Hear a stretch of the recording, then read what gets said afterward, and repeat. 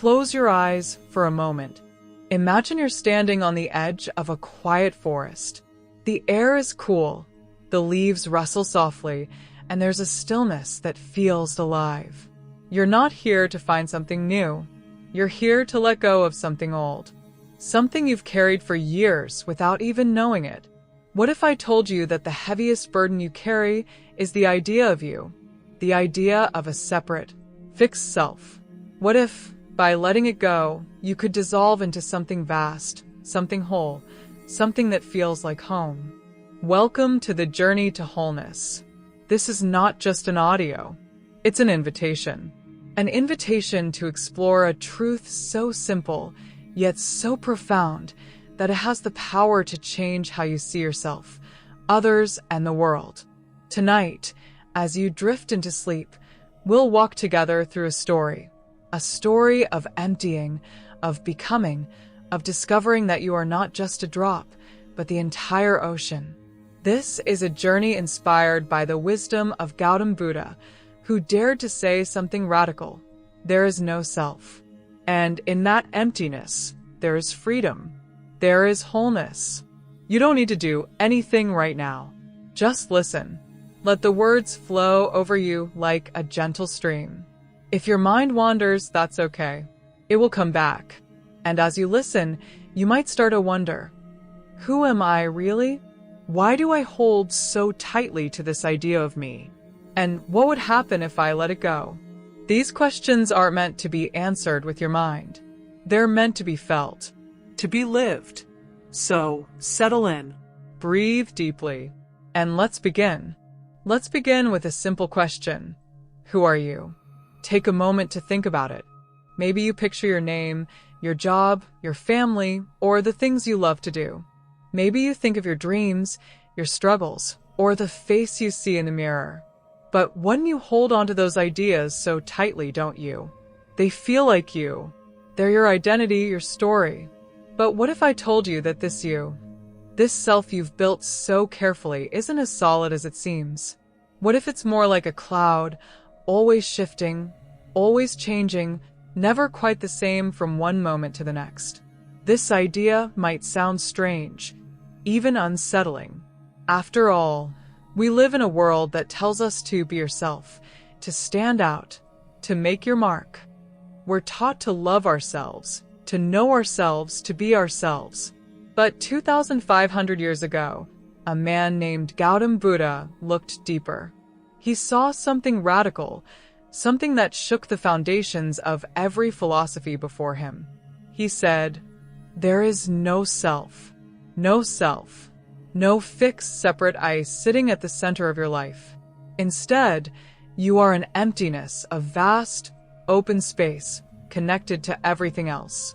You're not nothing, but you're not a thing either. You're part of the whole, like a wave is part of the ocean." Let's make this real with a story from your own life. Think about a time you lost yourself in something you love.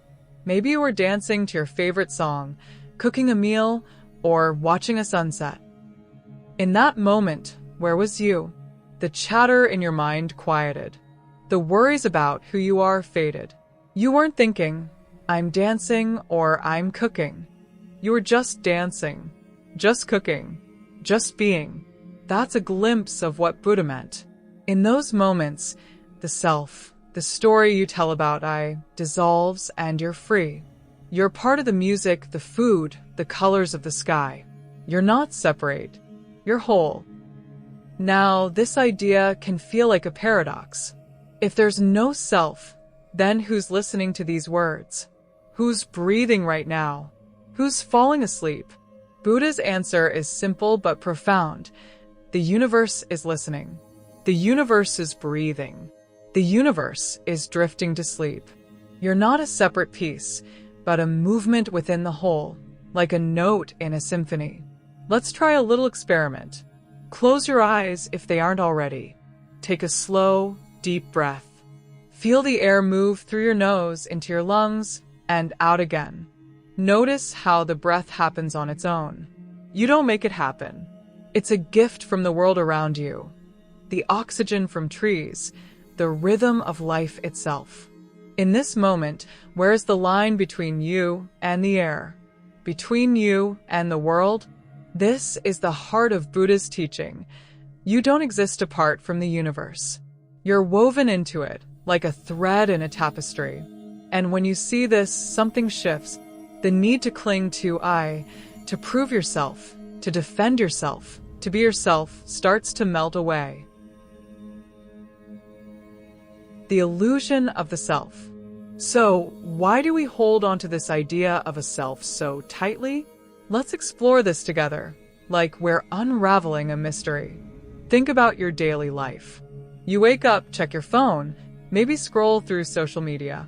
You see posts from friends, ads telling you what to buy, messages about who you should be. Every day, you're building a story. I'm a teacher, I'm a parent, I'm someone who loves hiking. These stories aren't bad. They help you navigate the world. But they're not you. They're labels, snapshots, moments in time. Here's an example. Imagine you're at a family gathering. Your uncle asks, "So, what do you do?" You say, "I'm a graphic designer." And in that moment, you feel like that's you. But later, you're playing with your niece, laughing as you build a tower of blocks. Are you still a graphic designer? Or are you something else, a playful ant, a creative spirit, a moment of joy? The truth is, you're none of these things and all of them. You're not fixed. You're a flow, like the river we imagined at the start. But the mind loves to grab onto labels. It's like a child clutching a balloon, afraid it'll float away. The mind says, if I'm not this, then who am I? Buddha saw this fear and called it the root of suffering. When you cling to a self, you're always defending it. You worry, am I good enough? Am I successful? Do people like me? These questions come from the idea that there's a you to protect. But what if there's nothing to protect? What if you're already part of something so vast, so beautiful, that no label could ever contain it? Let's dive deeper with a story from ancient China about a man named Chuang Tzu. One morning, Chuang Tzu woke up confused. He told his students, "Last night, I dreamed I was a butterfly fluttering through the flowers. Now I'm awake, but I'm not sure. Am I Chuang Tzu dreaming I'm a butterfly, or a butterfly dreaming I'm Chuang Tzu?" His students laughed, but Chuang Tzu was serious. He was pointing to something profound. The lines we draw between human and butterfly, between me and not me, are just dreams. They're stories we tell. And when you see this, the question, who am I, starts to dissolve. Think about your own dreams. Last night, maybe you dreamed you were flying or running or meeting someone you love. In the dream, it felt so real. You were there. But when you woke up, where did that you go? The dream you was just a moment, a flicker. And Buddha says, the waking you is like that too. It's a moment, a flicker, always changing, never solid. This can feel unsettling, like the ground is slipping beneath you. But it's also freeing. If there's no fixed self, there's nothing to prove, no one to be. You can just live, moment by moment, like a child chasing fireflies on a summer night. Now, let's bring this into your life. Think about a time you felt angry or hurt. Maybe someone cut you off in traffic and you thought, how dare they disrespect me? Or maybe a friend forgot to call and you felt, I'm not important to them. In those moments, the self feels so real. It's like a fire burning hot. But what if you paused and looked closer? That anger, that hurt, it's not you. It's a wave, rising and falling. It's a reaction, not a person. And the person who cut you off, they're not a fixed jerk either.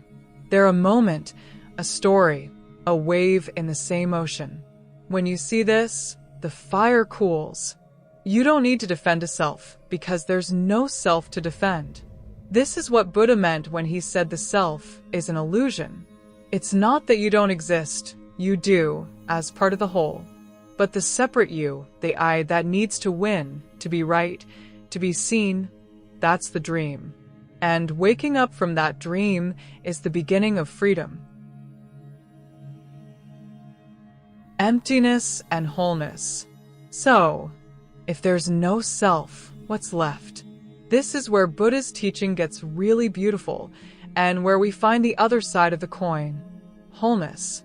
Buddha said you're an emptiness, a silence, a nothingness. But this isn't a cold, empty void.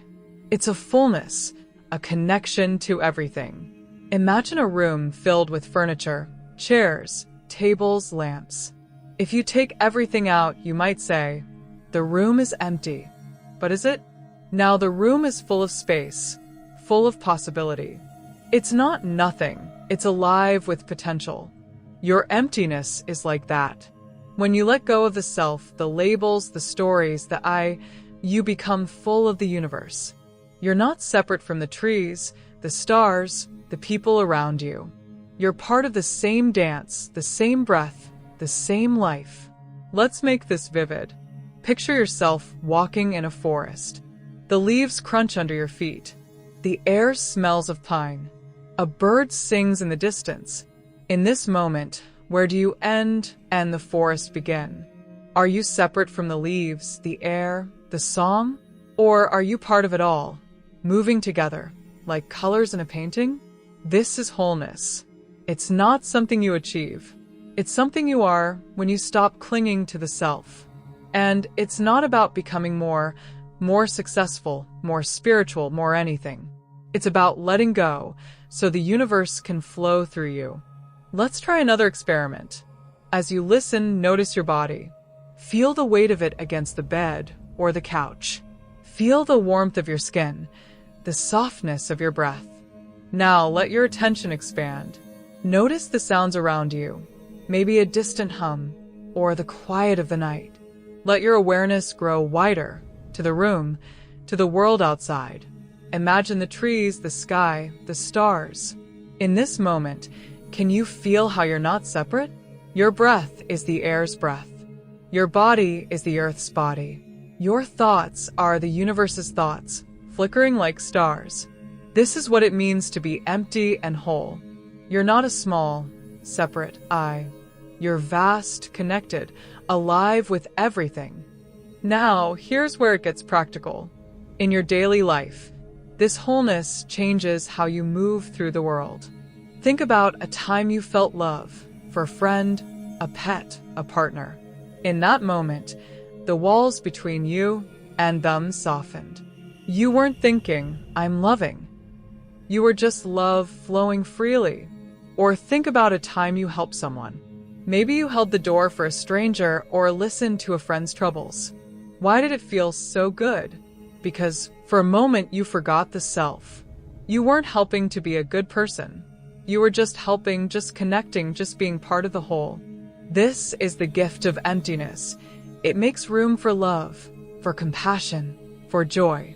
When you're not defending a self, you're free to live fully, to give fully, to be fully. And the beauty is you don't have to try. It happens naturally, like a river finding its way to the sea. But here's the challenge. The mind loves to creep back in. It says, okay, I get it, no self. But how do I stay in this wholeness? The answer is simple, but it takes practice. You don't stay anywhere. You flow. You notice the mind's chatter. I'm not doing it right. I'm not enlightened enough. And you smile. Those thoughts aren't you. They're just clouds passing through the sky of your emptiness. Let's practice right now.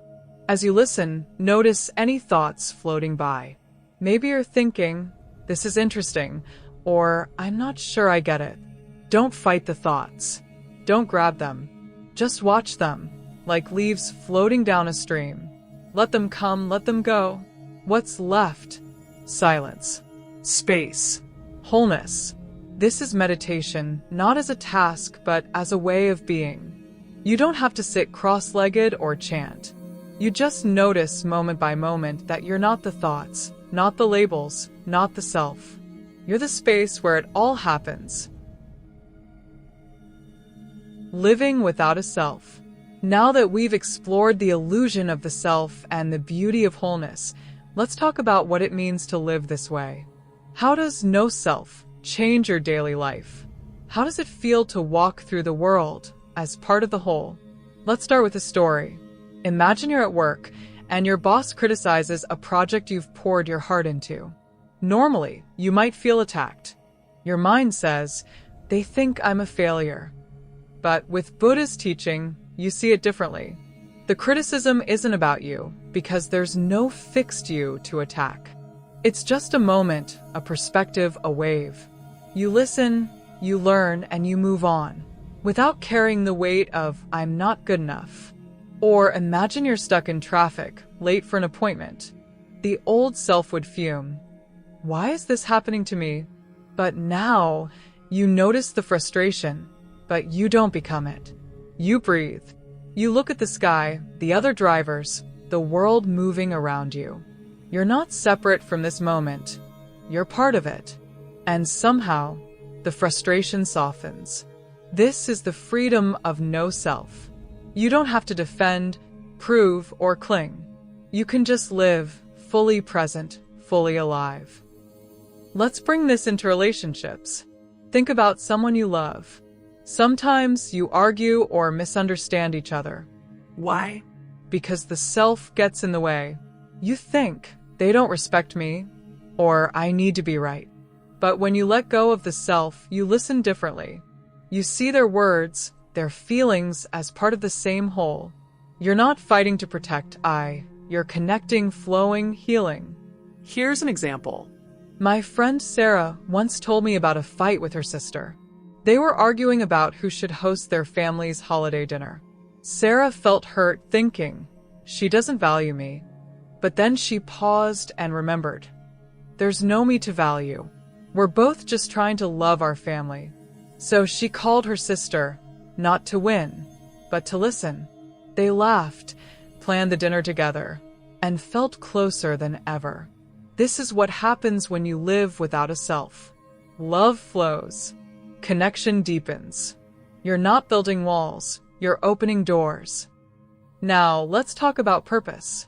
Without a self, you might wonder, what's the point? Why do anything? But purpose isn't about achieving a goal for I. It's about being part of the dance. Think of a tree. Does it grow to be a great tree? No, it just grows, gives shade, bears fruit, because that's what trees do. You're like that. You don't need a grand purpose. You live, you love, you create, because that's what life does through you. Maybe you paint or teach or raise kids or just smile at a stranger. Each moment is enough, because it's part of the whole. Let's reflect. What's one thing you love to do, not for praise or success, but just because it feels alive? Maybe it's gardening or singing or helping others. That's your wholeness shining through. That's the universe moving as you. Living without a self also means letting go of fear. Fear comes from the self, fear of failure, of not being enough, of losing I. But when you see there's no I to lose, fear softens. You're not afraid of change because you're change. You're not afraid of death because you're already part of the eternal flow. This doesn't mean you won't feel fear. It's human to feel it. But you don't become it. You notice it, like a cloud in the sky, and let it pass. And in that space, courage grows. You live boldly, not to prove yourself, but to be the universe's dance. The illusion of fixed ideas. Now, let's talk about something we all do. We create images, not just of ourselves, but of others, of the world. We take a moment, freeze it, and turn it into a story. This is who I am. This is who you are. This is how life works. These images feel safe. They give us something to hold on to, but they also trap us. In the document we're exploring, there's a beautiful story about a Jaina monk. He read a book by a teacher and was so inspired, he called the teacher a Tirthankara, a spiritual master. He traveled far to meet him, his heart full of devotion. But then, he saw the teacher eating after sunset, a small act that broke the monk's rules. In an instant, everything changed. The monk's image of a teacher shattered. He rejected the teacher, the book, everything. Why? Because he had created a fixed idea, and when reality didn't match, he chose the idea over the truth. We do this all the time. Think about someone you admire, a friend, a mentor, a partner. You create an image of them. They're kind, they're wise, they're perfect. But then they do something that doesn't fit. They snap at you. They make a mistake. And suddenly, you're disappointed, angry. Why? Because you're clinging to an image, not seeing the real person. The real person is always changing, just like you. Imagine you're at a family gathering. Your uncle always tells the same jokes and everyone laughs. You've built an image. Uncle is the funny one. But this time, he's quiet. Maybe he's tired or worried. You feel unsettled. What's wrong with him? Nothing's wrong. He's just being human, flowing like the river. But your image of him is fixed, and that's what causes the discomfort. This is why Buddha's no-self is so liberating.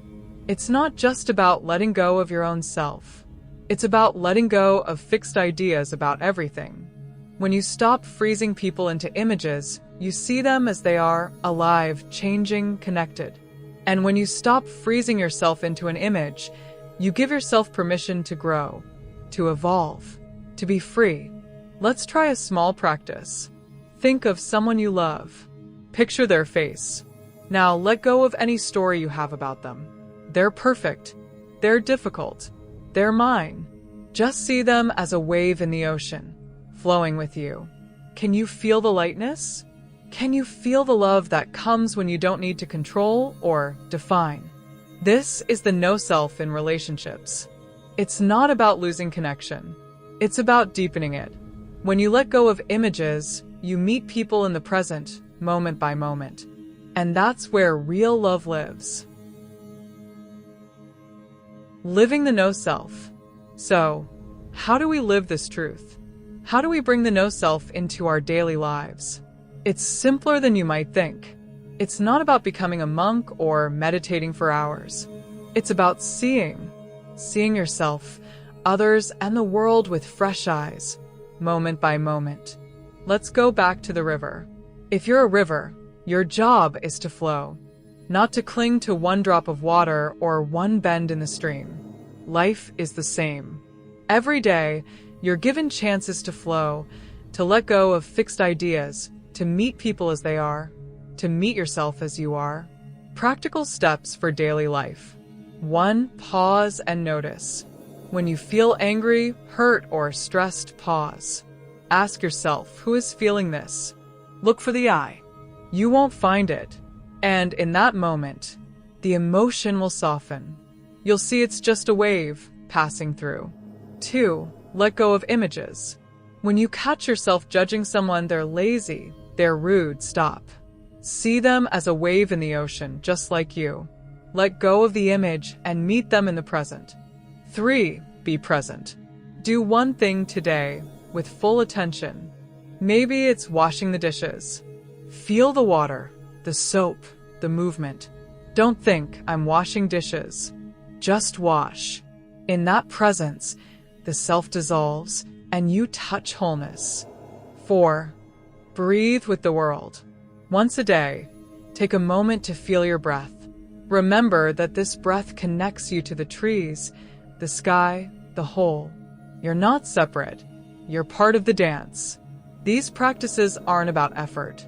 They're about ease, about trusting that you're already part of the whole. You don't need to become anything. You just need to stop holding on. Imagine you're at work and your boss gives you feedback that feels harsh. Your first instinct is to defend yourself. They don't understand me. But try this. Pause. Breathe. Ask who is being criticized. You'll see there's no fixed you to defend. The feedback is just a wave passing through. You can listen, learn, and move on without carrying the weight. This is how the no-self becomes a way of life. It's not a goal. It's a way of being. And the more you live it, the more you'll feel a quiet joy. A joy that doesn't depend on success, approval, or anything outside you. It's the joy of being the ocean, not just the wave. Melting into the universe. As we near the end of our journey, let's bring it all together. You are not a self, not a separate I struggling to be. You are an emptiness, a wholeness, a movement of the universe. And this truth is your freedom. Let's return to the river we imagined at the start. Picture it now, flowing under a starlit sky. You stand by its edge, feeling the cool air, hearing the gentle rush of water. Slowly, you step in. The river wraps around you, carrying you gently. You don't fight it. You don't cling to the shore. You let go, and the river becomes you. You become the river. This is what it means to melt into the universe. To live without a self is to flow, to trust, to be. You don't need to love yourself or hate yourself, because there's no self to love or hate. You just are part of the stars, the earth, the breath of life. As you drift towards sleep, let this truth settle in your heart. You are enough, not because of what you do or who you are, but because you are a note in the universe's song, a wave in its ocean, a moment in its dance. Let's end with a final practice. As you listen, let your body soften. Feel your breath slow and easy. With each exhale, let go of I, let go of me, let go of mine. With each inhale, feel the universe breathing you. You are the stars. You are the earth.